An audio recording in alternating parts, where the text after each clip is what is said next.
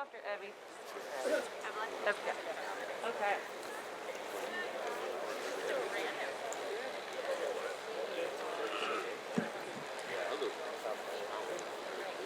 Okay, good morning everyone. We're going to have to do our spread your arms out. If you're touching anyone, you're too close, feel free to come forward a little bit more if you can't see. I do not bite. I shouldn't throw anything at you, so step forward so you guys can come into the light. Thank you, the one person. Come on guys, scoot forward. Let's get everybody forward, spread out. Everybody can get in the light so everyone can see. Okay, good morning. I am Jennifer Erdman. This is your Tuesday morning briefing for the Echo Mountain Complex. IEPs are still up here in different piles. Your color today is goldenrod. Please do not take too many of those papers. We ran out yesterday. We made 300 copies and we likely should not have gone through that many. So don't take extras. Don't give them to your buddies. Take one for your vehicle or 4 for your crew, however many vehicles you have, and so we have enough for everyone. With that, we will start with current fire status and operations. Good morning, everybody. Good morning. Mike Carlson, Operations Chief, if you haven't figured that one out yet. Only thing that was out there last night was a structure group. Didn't hear nothing out of them. I will tell you that, and I don't want to steal anything from the weather guy gets pissed, but it's been confirmed that there is moisture on the fire. Yesterday's activity, we made it. We got a line all the way around this thing. Congratulations, you guys. That was a big chore, and we appreciate it. Now it's time to get in there and do some mop-up. There was some mop-up on Kilo yesterday and some of the other divisions, but now that we got that line around it, Kyle will give you some good instructions, and we'll try to knock this thing out. Thanks. Have a safe, good day out there.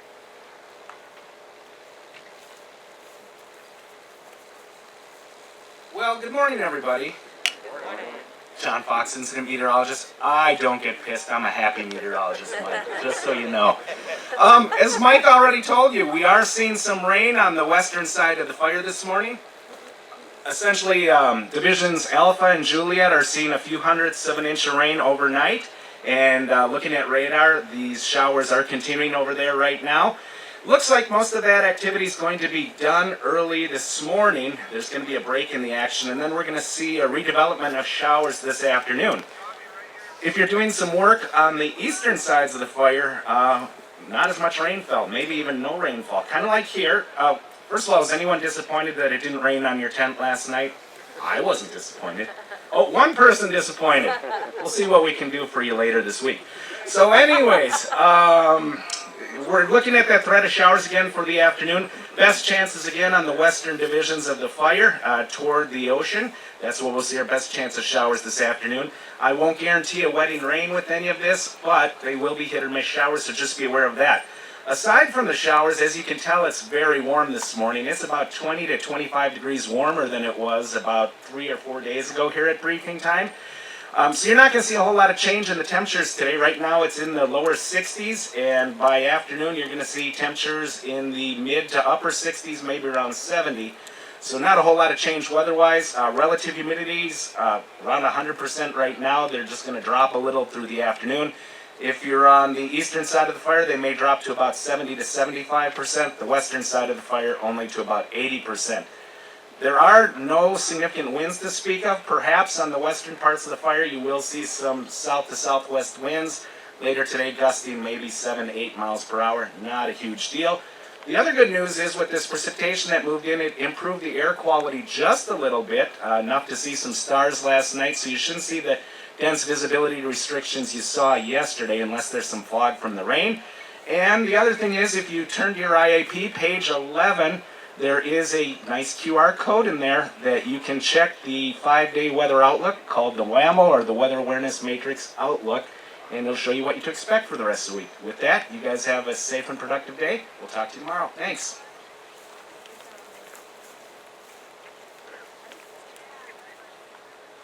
All right, good morning, folks. Matt Mackey, Situation Unit Leader. Quick 5 forecast for you folks. It's going to be remaining minimal. No surprise there, right? So one thing to expect, especially the ground up in the Forest Service areas.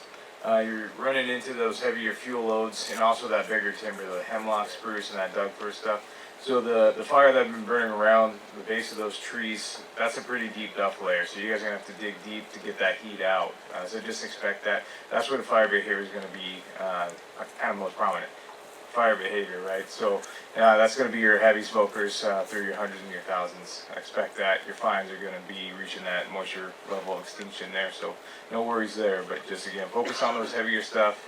Welcome to the Coast Range, where the duff layer is about anywhere from 3 to 4 feet deep. So there's going to be a lot of activity and a lot of work in there. But yeah, open that up. Let Mother Nature do the work, and have a safe shift. Thank you. Okay, with that, we'll switch gears into the plan for today. No new changes to the incident objectives, but you will see some additions in your IAP. So from the pages 15 through about 18, you'll see mop-up standards and suppression repair plan that was given to us by the Forest Service. So I'm sure your division supervisors will talk about that today, but just know if that's what they're talking about, it is in your IAP. With that, we'll go to division assignments, operations. Good morning, Kyle Gibbons, Operations Training. So the division assignments for today will be to get the fallers through on our lines that have been completed and make sure we get that area snagged. So there's tons of snags out there, some areas more than others. Get it snagged and then make sure we have a thorough mop up. So working with a tool, let's not be capping stuff, especially if we have quite a bit of water there. So dig it out. Some of these hot spots are going to take a while. And just because we snag something doesn't mean there's still not those hazards on the line. And then also the mop up around some of these structures is going to be an area where we're going to need to be a little bit diligent, and every structure is not going to be the same, and then how far we're going to mop in from each one either. So make some decisions there and tie in with your overhead and come up with a solid plan on each structure there to make sure we're not going to have issues later on down the road. And thanks for all the hard work, guys. It's 100% lined, and things are looking good, so we just got to finish this thing off. Thanks.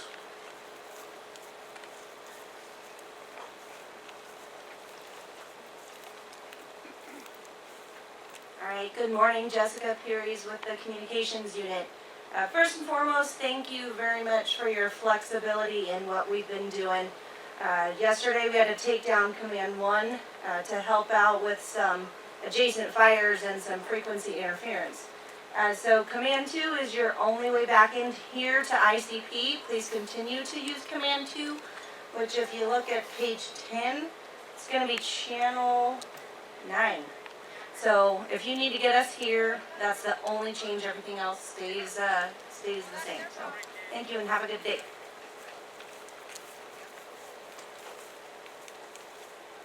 Good morning, Evelyn Hukari, Logistics Section Chief. So on page 20, we have more complete logistics information, and on page 21 is an updated camp map. And then just finally, a reminder that we do have sheets of plastic and twine over at the cache, which is located that direction for your tents. Thanks. Morning all, Stacy Folker, Finance. Wanted to let you know there's a new message, finance message on page 19, so if you guys could take a look at that, that would be awesome. And I did bring some more shift ticket books for both crews and equipment, single resources, so if you need them, please pick them up. Get them filled out completely, and then just a reminder, 2 signatures are required, so both the resource and the supervisor needs to sign the shift tickets. Supervisors are to submit the shift tickets, so email address, QR codes on the front page of your IAP. Only 1 shift ticket per picture.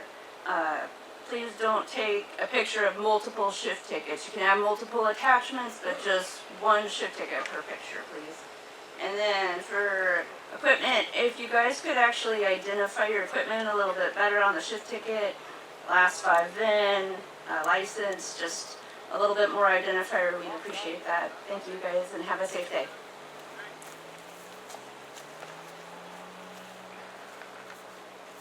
Good morning, folks. Kirk Osland Safety. So Sounds like there is a little bit of moisture out there in the line, so just be mindful of that. That log that you've been stepping across the last couple days might be wet and it might be slick.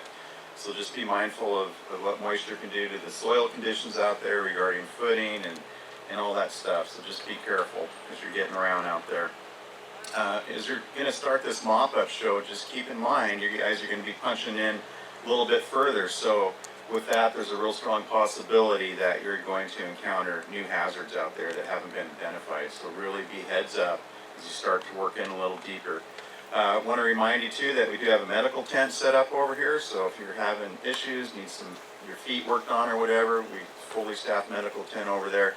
We'll have an ALS ambulance out on the line along with several pairs of paramedics / EMTs out there to assist you.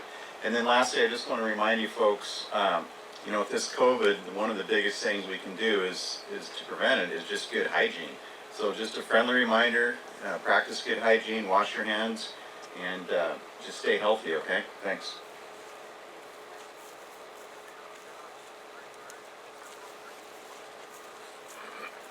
Good morning, Rick Dolan, IC. Excellent job. This fire is one of the few larger fires that actually has lines all the way around it. So it's a testament to all the hard work that you guys have put in, and it's really impressive. Safety record is good. We want to continue that as we transition into full mop-up. Stay focused on what's going on out there because there are a lot of hazards. So with that being said, have a good day. Stay safe. Thank you. All right, thank you. That concludes our briefing for today. John is hopeful that we do not have rain tomorrow, so we will be able to keep this briefing outside. However, if we do have rain on Thursday, we have to be very mindful because Polk County is still in phase 2, which means no large gatherings of 100 or more people inside.